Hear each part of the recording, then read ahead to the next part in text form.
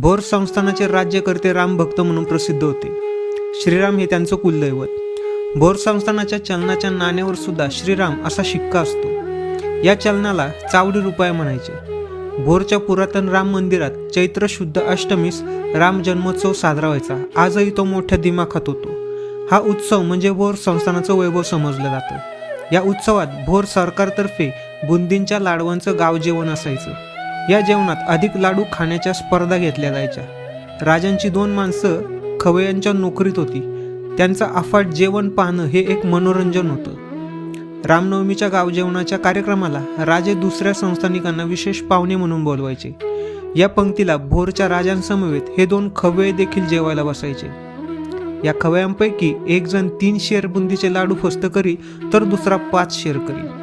त्यांची नावे सुद्धा 3 शेऱ्या आणि 5 शेऱ्या अशी पडली होती. त्यांचे आचाट खाणं म्हणजे ही भोरची प्रतिष्ठा समजली जायची.